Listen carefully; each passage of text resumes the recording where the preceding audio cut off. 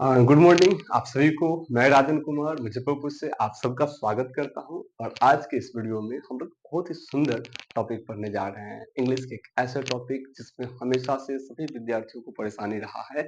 चाहे आप कभी भी उस टॉपिक को पढ़ें, लेकिन टॉपिक को पढ़ने के बावजूद भी आपके मन में हल्का सा खलल जरूर रहा होगा कि शायद इस टॉपिक में हमको कुछ न कुछ दिक्कत रह गया है।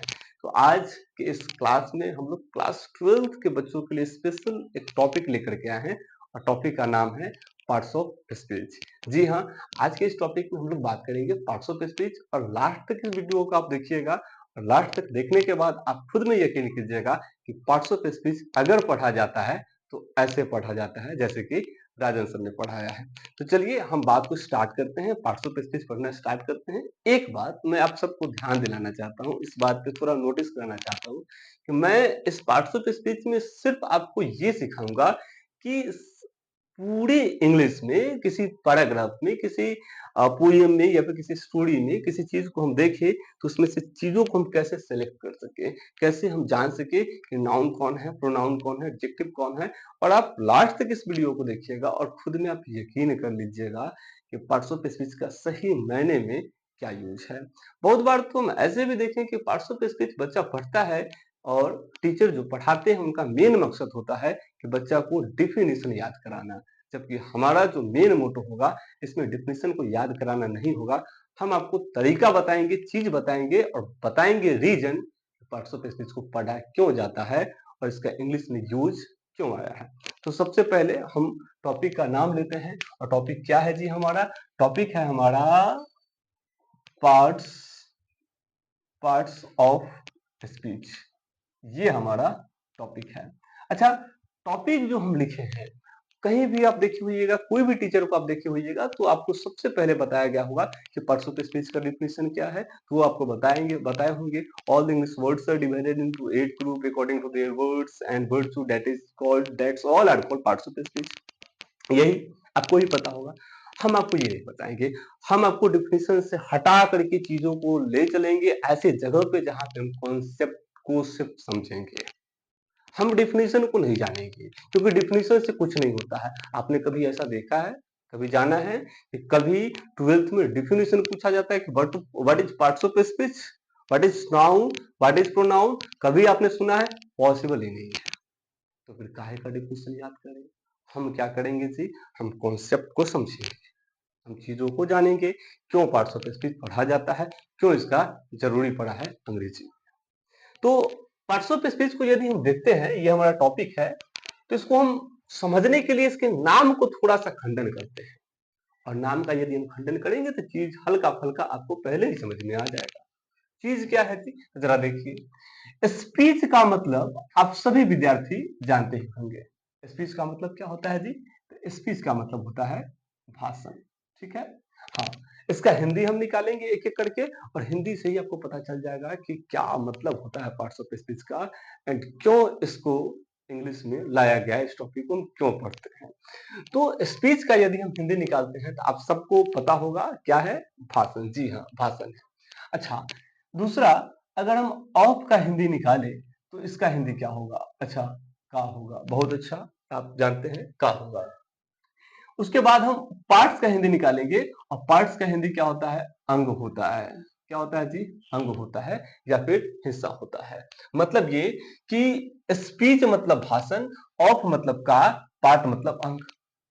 अच्छा, एक बात बताइएगा, कोई आदमी अगर स्पीच दे रहा है, भाषण दे रहा है, अब भाषण में देता क्या है जी?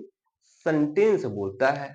जैसे कि मैं आपके इलाके में आऊंगा, ये करूंगा, हाँ, मैं अगर जीतूंगा तो आपके लिए ये करूंगा, आपके एजुकेशन में इतना सुधार करूंगा, आपके नगर निगम में इतना सुधार करूंगा, आपके गांव में इतना सुधार करूंगा। ऐसा वो भाषण देते हैं। अच्छा, भाषण में सारा कुछ जो बोला गया है, क्या बोला गया है? तो सारा का सारा कुछ सेंटेंस बोला गया, सेंटेंस का बात किया जा रहा है। मतलब ये कि भाषण मतलब सेंटेंस हो सकता है। हम ये कह सकते हैं कि कोई अगर भाषण दे रहा है मतलब सेंटेंस का प्रयोग कर रहा है। अच्छा, फिर से इसका हिंदी हम निकालते हैं। तभी भाषण को हल्के समय के लिए हम हटा देते हैं और सेंटेंस लाते हैं और यहाँ पे का लाते हैं, यहाँ पे हम अंग लाते हैं। अब ये हमारा नया चीज बन गया और इसको अंग का सेंटेंस नहीं कहेंगे, इसको हम कहेंगे सेंटेंस का अंग। उम्मीद है कि आपको बात समझ में आ रहा होगा हम क्या कहना चाह रहे हैं। हम आपको इसका कोड बताना चाह रहे हैं ताकि इसके मीनिंग को आप समझिएगा और इसके बाद आप समझिएगा कि पार्ट्स ऑफ स्पीच को पढ़ना क्यों जरूरी है। मतलब ये हुआ कि सेंटेंस का अंग, क्या समझ में आ रहा है आपको? जैसे हमारे शरीर का अंग, इसका मतलब क्या हुआ? हाथ, पांव, नाक, कान, मुंह, यही सब हुआ। In the same way sentence का अंग, इसका मतलब ये हुआ कि एक सेंटेंस है, उसमें एक एक अंग के बारे में यदि हम अध्ययन करते हैं तो वही सेंटेंस का अंग मतलब पार्ट्स ऑफ स्पीच कहलाता है। कहीं हो सकता है किसी किसी विद्यार्थी को ये भी दिक्कत होगा कि सर सेंटेंस क्या होता है। चलिए आइए बताते हैं आपको। सेंटेंस का मतलब होता है कि अगर कुछ वर्ड साथ में मिल जाते हैं और उसका कुछ सार्थक मीनिंग निकलता है तो उसको हम सेंटेंस कहते हैं। अच्छा, नहीं समझ में आया? फिर से आइए एग्जाम्पल देते हैं। एग्जाम्पल है दिस। दिस क्या है? वर्ड। इज। इज क्या है? वर्ड। माई। माई क्या है? वर्ड। पेन, ये भी वर्ड। इन वर्ड्स को जब हम साथ में मिला दिए तो सेंटेंस बन गया। ये अभी पूरा का पूरा क्या है? सेंटेंस है। पूरा का पूरा क्या है जी? सेंटेंस है। और ये सेंटेंस ऐसे ही बन गया है क्या? नहीं जी, ऐसे नहीं बना है ये सेंटेंस। ये अंग की सहायता से बना है। कुछ अंग मिले हैं तब जाकर के सेंटेंस बने हैं। तो इन्हीं अंगों को हम जानते हैं। कितने अंग है इस सेंटेंस में? तो एक, कितने अंग है? 2, 3, 4। तो इन्हीं पार्ट्स के बारे में सेंटेंस में यदि हम जानते हैं कि सेंटेंस में कौन सा पार्ट किस जाति से बिलोंग करता है, सेंटेंस में ये पार्ट नाउन है कि ये पार्ट नाउन है कि ये पार्ट नाउन है, और कौन सा पार्ट प्रोनाउन है, कौन सा एडजेक्टिव है, ये जानना ही पार्ट्स ऑफ स्पीच कहलाता है। अब आपको, हमें उम्मीद लग रहा है कि आपको बात समझ में आ रहा होगा कि पार्ट्स ऑफ स्पीच का क्यों जैसे कि जरूरी पड़ा है अंग्रेजी। अब हम लोग जानेंगे कि ये किस जाति से है, ये किस जाति से है, ये किस जाति से है, ये किस जाति से है तो सबके सब पार्ट्स, लेकिन कौन किस जाति से बिलोंग करता है यही जानेंगे हम। टॉपिक होगा हमारा पार्ट्स ऑफ स्पीच। तो यहां से हम चीजों को स्टार्ट करेंगे। और अब जिस चीज के लिए आप बहुत पीछे भागते हैं कि सर डिफिनीशन बता दीजिए, डिफिनीशन बता दीजिए, हम कहते हैं डिफिनीशन नहीं बताएंगे, हम कहते हैं कॉन्सेप्ट बताएंगे, कॉन्सेप्ट को समझो, डिफिनीशन समझ में आ जाएगा। लेकिन आप कॉन्सेप्ट समझ लीजिए, उसके बाद हम आपको डिफिनीशन भी बताएंगे। डिफिनीशन क्या है जी पार्ट्स ऑफ स्पीच का? डिफिनीशन कहता है all the English words are divided into some important groups. मतलब इंग्लिश में जितने भी चीज है उस सबको कुछ इंपोर्टेंट ग्रुप्स में डिवाइड किया गया, जितने भी वर्ड है according to their virtue and quality. कैसे बांटा गया जी? तो उसके वर्च्यू एंड उसके क्वालिटी के आधार पे। और इसी को क्या कहेंगे हम? पार्ट्स ऑफ स्पीच कहेंगे। जैसे कि अभी हमारा देश भारत है, आप सब लोग जानते हैं। भारत में इतने सारे लोग हैं, उन सभी लोगों को क्या किया गया है? जातियों में बांटा गया है। कैसे बांटा गया है जी? तो उनके गुण के आधार पे। हाँ, ब्राह्मण, क्षत्रिय, वैश्य, शूद्र, उनके गुण के आधार पे ये वैदिक सभ्यता से चीजें चलते आ रहे हैं। तो उनके गुण के आधार पे, उनके क्वालिटी के आधार पे जाति में बांट दिया गया लोगों को। इन द सेम वे अंग्रेजी में जितने भी वर्ड है उन सबको बांट दिया गया जाति में। कैसे बांटा गया? जिस वर्ड में जैसा क्वालिटी था उसको उसी जाति में बांट दिया गया। अब बात करते हैं जाति कितना है पूरे इंग्लिश में। तो पूरे इंग्लिश में 8 जाति है ऐसा किताब कहता है, जबकि आप मेरे से पढ़िएगा तो हम 10 को पूरा करेंगे। समझिएगा ऐसा कि अगर आप पेपर भी पढ़िएगा तो पेपर का एक एक वर्ड निकालिएगा कि फलानमा नाउन है, फलानमा प्रोनाउन, फलानमा एडजेक्टिव, पूरा पूरा निकाल दीजिएगा। ऐसे हम आपको पढ़ाएंगे। जाति देखते ही चीख करके आप खींच लीजिएगा कि फलाना जाति से है, नाउन से है, ये फलाना जाति ये प्रोनाउन से है। ये सारा कुछ आपको हम बताएंगे। चलिए, तो डिफिनेशन कहता है all the English words are divided into some important groups according to their virtue and quality. अब कौन कौन है जी? तो कौन कौन का अगर हम बात करें तो 1 नंबर में हमारा आता है नाउन, ठीक है। 2 नंबर में हमारा आता है प्रोनाउन, 3 नंबर में हमारा आता है एडजेक्टिव, अच्छा 4 नंबर में आता है हमारा वर्ब, फिर 5 नंबर में आता है एडवर्ब, प्रीपोजिशन आता है, कंजक्शन आता है,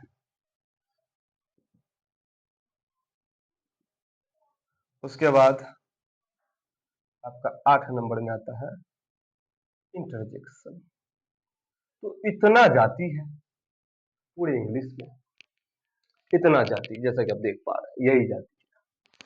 इन्हीं 8 जाति को जानना है कि नाउन में कौन कौन सा वर्ड आता है, प्रोनाउन में कौन कौन सा आता है, एडजेक्टिव में कौन कौन सा आता है। अच्छा एक बात जान लीजिए, हम रटाएंगे नहीं, हम आपको ट्रिक बताएंगे। खुल जा सिम सिम, जादू लगाइएगा, दाएं दिकर नाउन निकल जाएगा। खुल जा सिम सिम, प्रोनाउन लगाइएगा, दाएं दिकर प्रोनाउन निकल जाएगा। जिसको जिसको बीमारी था, लग रहा था कि इंग्लिश समझ में नहीं आएगा, आज से समझ में आएगा। खाली वीडियो को जो है कि आप देख लीजिएगा, लाइक कमेंट शेयर कर लीजिएगा, सब्सक्राइब करके रखिएगा, ताकि मेरा वीडियो कहीं हेराए नहीं। हम नए आदमी है, हिरा सकते हैं, ध्यान दीजिएगा। हाँ तो सब्सक्राइब करके रखिएगा ताकि हम हेराए नहीं, और थोड़ा सा हमको सपोर्ट कर दीजिएगा तो हम भी बने रहेंगे और वीडियो जो है कि बनाते रहेंगे। नहीं सपोर्ट मिलेगा तो हम भी ला जाएंगे कहीं। तो यही सारा कुछ है, इस नाउन से लेकर के इंटरजेक्शन तक चीजों को जानना है हम सब, ठीक है। एक एक करके सब जाति को जानना है, किस जाति में कितना वर्ड आता है ये जानना है। अब बताइए, अगर हम जाति को जानना स्टार्ट करेंगे तो इसमें सबसे पहले क्या जानेंगे? अरे सिंपल सी बात है, नाउन को जानेंगे। तो यहाँ से एक टॉपिक हमारा स्टार्ट होता है, सर्वनाउन का होता है। हाँ, बचपन से पढ़ते आ रहे हैं आप नाउन, पता है आपको क्या होता है नाउन? जी सर पता है हमें, एकदम सिंपल है। A noun is the name of person, animal, place or things। यही तो नाउन है। नानी, नाना, दादा, दादी सबको सुना दी, आज तक नाउन समझ में नहीं आया, खाली डिफिनेशन समझ में आया, यही यादें है सर। इससे काम आपका चलने वाला नहीं है कि हाँ किसी आदमी के नाम, किसी वस्तु के नाम, किसी जानवर का नाम, इसको नाउन कहते नहीं, ऐसा नहीं होने वाला है। अगर हम भीड़ में आपको नाउन दे दिए, क्या कि पहचानिए, पहचान लीजिएगा, मुश्किल हो जाएगा। डिफिनेशन समझिए, डिफिनेशन कहता है a noun is a naming word. क्या कहता है जी? डिफिनेशन कहता है a noun is the naming word. बस हो गया, बात खत्म। इतना सही समझ जाना है। क्या मतलब? नेमिंग वर्ड को नाउन कहते हैं। कौनो ऐसा चीज जिसका कोई नाम है उसी को नाउन कहेंगे। कौनो ऐसा चीज, अच्छा मेरा नाम है, जी हाँ राजन कुमार मेरा नाम है, नाउन है। हम जिस चीज से पढ़ा रहे हैं इसका कुछ नाम है, जी हाँ हमारा नाम है, हाँ नाउन है ये हम पढ़ा रहे हैं ना, बोर्ड, बोर्ड नाम है इसका, नाउन है ये। हम जिस जगह पे अभी बैठे हुए हैं, खड़े हैं, शूट कर रहे हैं वीडियो, कमरा है ये, नाउन है। हमारा मोबाइल हैंग है अभी, ये ट्राइपॉड पे, इसका भी नाम है, ये भी नाउन है। सिंपल सी बात है। दुनिया में जितना भी चीज आप देख पा रहे हैं उन सबका कुछ न कुछ नाम है, और जिनका नाम है वही नाउन है। हाँ ये चीज, अब देखिए कुछ बात है, अब उसको देखिएगा, हम आप उसमें आप पहचानने का कोशिश कीजिएगा कि इसमें कौन सा नाउन है। जैसे कि एक एग्जांपल है, Ram bought beautiful shirt for me. बहुत पता था आपको कि नाउन को हम पहचान लेंगे, पहचानिए, इसमें हालत हो गया खराब। हाँ जी, डिफिनेशन से काम नहीं होता है, हमने अभी अभी डिफिनेशन बताया, लेकिन उससे भी काम आपका होने वाला नहीं है। पहचानिए, अगर आपका काम होने वाला है तो नहीं पहचान पाइएगा आप। क्या मतलब? मतलब ये कि सिर्फ डिफिनेशन काम करने वाला नहीं है, डिफिनेशन के साथ हमको कॉन्सेप्ट को समझना होगा, तब जा करके हमारा काम चलेगा।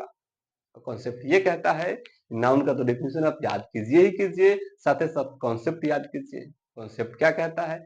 कॉन्सेप्ट कहता है कि किसी भी सेंटेंस में अगर आपको नाउन नाउन को फाइंड आउट करना है तो आप एक काम कीजिए, उस सेंटेंस में जाइए और वर्ब से जो काम हो रहा है उससे पहले 3 सवाल पूछिए। कितना सवाल जी? 3 सवाल। तीनों सवाल का कुछ ना कुछ जवाब आएगा। अगर जवाब आया तो वही नाउन कहलाएगा, जवाब नहीं आया तो नाउन नहीं है। देखिए, वर्ब से पहले पहला सवाल पूछना है हु,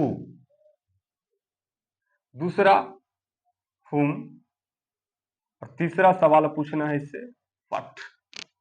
तीनों सवाल। हु मतलब कौन, हु मतलब किसको, और व्हाट मतलब क्या। तीनों सवाल पूछना है। कहां पे? तो वर्ब जो होगा उससे पहले। इस सेंटेंस में देखिए, वर्ब का मतलब क्या होता है? क्रिया। ये तो जानते ही होंगे, वर्ब मतलब क्रिया। क्रिया क्या होता है? जहां काम काम करने का जो बोध होता है वही क्रिया होता है। जैसे कि मैं अभी आपको पढ़ा रहा हूं, तो ये पढ़ाना हमारा क्या है? काम। आप पढ़ रहे हो अभी, ये पढ़ना आपका काम है। हाँ, आप सो रहे हो, सोना सोना काम है। चलना काम है, आना काम है, जाना काम है, पढ़ना काम है, पढ़ाना काम है, आना जाना, ये बहुत सारा काम है। मतलब ये कि जिस शब्द के अंत में ना आता है करीब करीब, वो वर्ब कहलाता है। और उसी वर्ब से पहले हमको तीनों चीज लगाना है। तीनों का अगर जवाब आया तो 3 गो नाउन है, और 2 का जवाब आया तो 2 गो नाउन है, 1 का जवाब आया तो 1 गो नाउन है। वो देखिए, Ram bought a beautiful shirt for me. Ram bought, Ram ने खरीदा एक बहुत ही सुंदर शर्ट फॉर मी, मेरे लिए। बताइए इसमें वर्ब क्या है? क्योंकि वर्ब ही सब कुछ बताएगा। वर्ब मतलब क्रिया। बाउट, बाउट मतलब खरीदना, यही हमारा वर्ब है। इसी वर्ब से पहले हम तीनों चीज लगाएंगे, हु, हुम और व्हाट। हु मतलब कौन, खरीदा, कौन खरीदा? तो राम खरीदा, ये हमारा नाउन हो गया। हु मतलब किसको, किसको खरीदा? तो किसी आदमी को आगे खरीदा गया, नहीं पता। व्हाट, क्या खरीदा? देखिए, तो बाउट, खरीदा, क्या खरीदा? तो शर्ट खरीदा, ये हमारा नाउन है। तो इस प्रकार से हम चीजों को समझेंगे कि नाउन कैसे फाइंड आउट किया जाता है। उम्मीद है कि आपको समझ में आ रहा होगा चीज की कॉन्सेप्ट को कैसे क्लियर किया जाता है। डेफिनेशन से आपका काम चलने वाला नहीं है। हाँ, खूब बढ़िया स्कोर करना है ना, मेहनत नहीं, गधा की तरह मेहनत नहीं, स्मार्ट वर्क। हमारे पास बुद्धि इतना है कि बहुत कुछ कर सकते हैं, लेकिन उसका सदुपयोग कीजिए। सीधे उपयोग नहीं कीजिए। उपयोग और सदुपयोग में बहुत अंतर हो जाता है भैया। उपयोग मतलब सीधे खट रहे हैं, सदुपयोग मतलब खट तो रहे हैं लेकिन साथ ही साथ दिमाग भी लगा रहे हैं, तो इसको कहते हैं सदुपयोग करना। आपको समझना है, स्मार्ट वर्क करना है, आपको डिप्रेशन नहीं रखना है, आपको यहाँ पे आना है, चीजों को समझना है, तब जाकर ये काम होने वाला है आपका। हाँ, वीडियो हमारा थोड़ा लॉन्ग हो रहा है, अगल बगल में थोड़ा बाजा वगैरह बज रहा है, इसलिए हमारा टॉपिक भी खत्म हो गया है। उम्मीद है कि आपको टॉपिक समझ में आया होगा और मेरे से पढ़ के मजा आया होगा। आज के इस वीडियो में इतना ही रखते हैं। आप लोग अगर अंत तक आए हैं तो जरूर वीडियो को लाइक, कमेंट और शेयर कीजिएगा, ताकि हमारा हौसला बना रहे और हम वीडियो बनाते रहें। धन्यवाद आप सभी को हमसे जुड़ने के लिए। धन्यवाद।